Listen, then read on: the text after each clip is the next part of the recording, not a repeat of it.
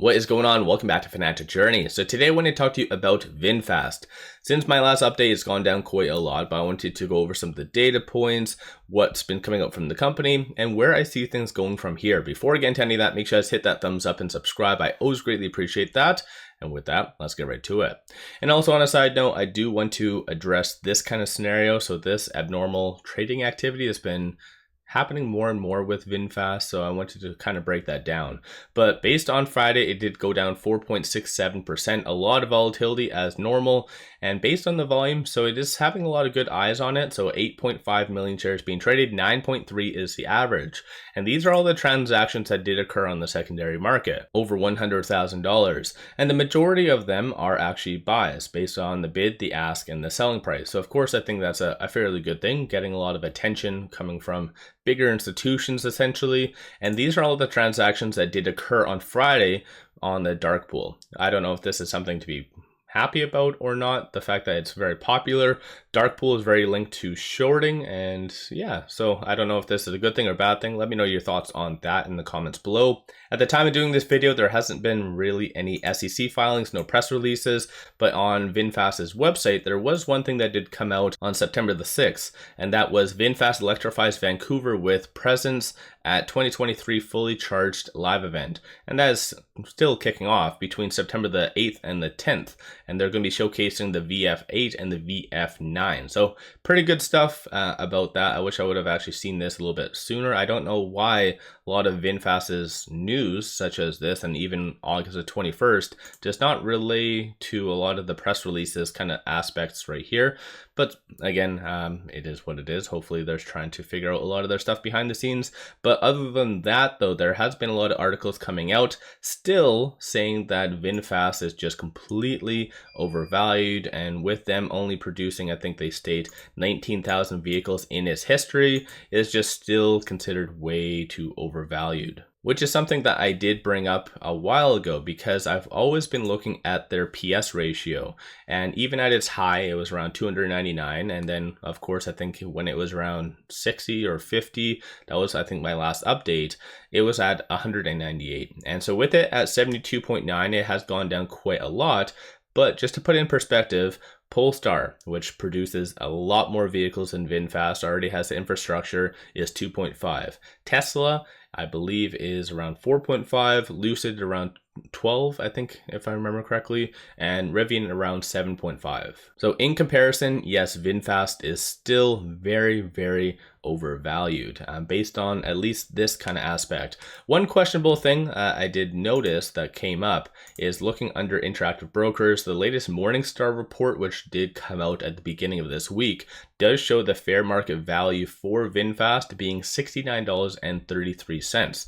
So that is kind of opposite to logic, I assume, unless there's some big assets that VinFast does have, because the assets is what's kind of making it a fair value. So I'm not really sure about that. One thing to note though is that based on the PS ratio, I did say that initially when it was, I started covering this around I think $11, I think, I did say that a lot of people are not forecasting the future potential of VinFast. And with them being able to produce at least 300,000 vehicles, that's their full capacity, once they actually do start to do that, then yeah, it can go to between the $30 to $36 range based on the technicals and the price point. But the fact that it went there with still not really producing anything, it's kind of questionable. But still, beside the point, let me know your thoughts on VinFast and what you think the fair value is. And do you think it's going to be going down to 10? But I'm going to touch on options and all the other fun jazz in a second. But when it comes down to this abnormal activity, it's been occurring more and more. And what I mean by that is there's always been spikes pre-market, and then as soon as the market does open, it just tanks.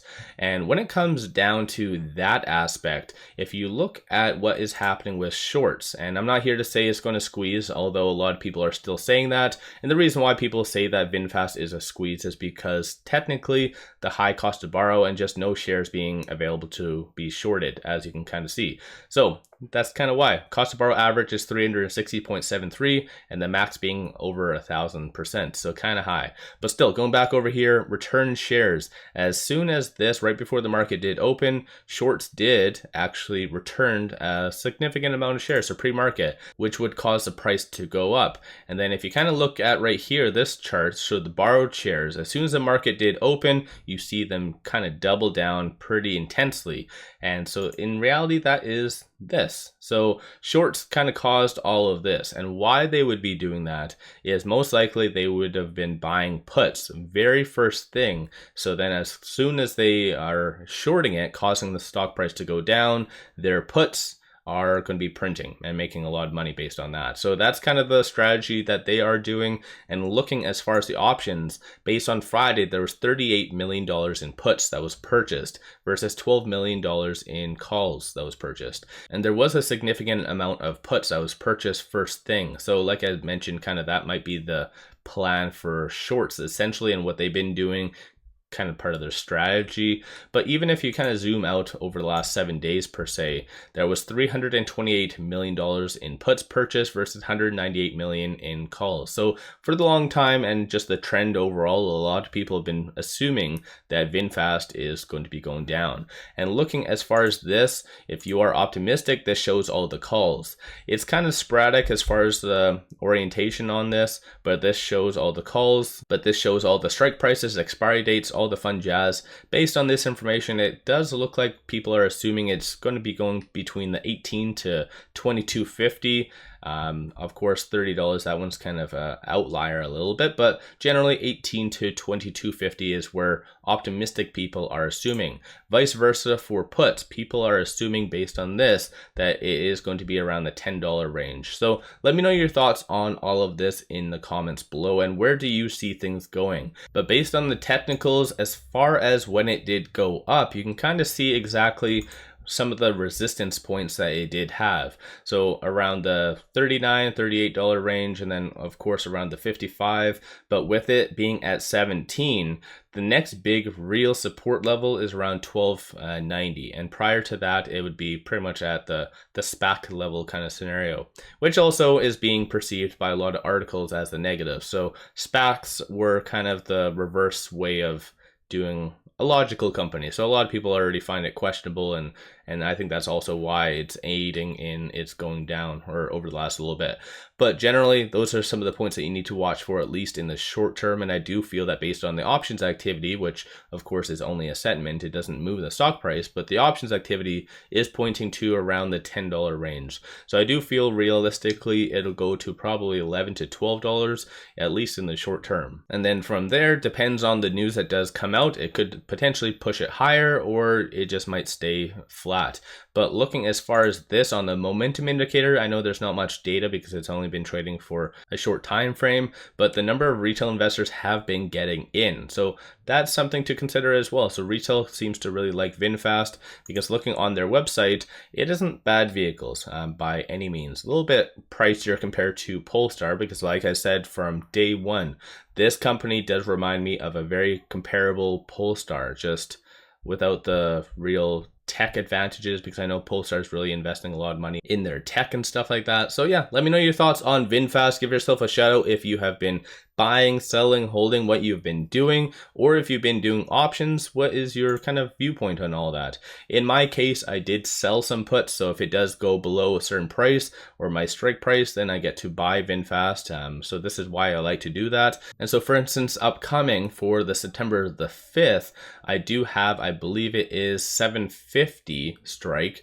So I did sell. So if it does go below 750, then I buy VinFast at 750. Vice versa, if it stays above it, then I get to keep the premium. So it's a win-win. So I have that, and also December the 15th, $5 ones as well. So once again, let me know your thoughts, and if you are doing options, give yourself a shout out and potentially what strike price you are thinking of. Don't forget to hit that thumbs up and subscribe. I always greatly appreciate that, and take advantage of this promo that I've been sharing with you with Moomoo. Completely free to sign up for an account. Plus Moomoo does also offer $0 commission free level 2 trading, but if you throw $100 at it, you get 5 free stocks. Each stock can be valued at $2,000. So link to that is in the description below and also the comments. With that said, I appreciate you all watching.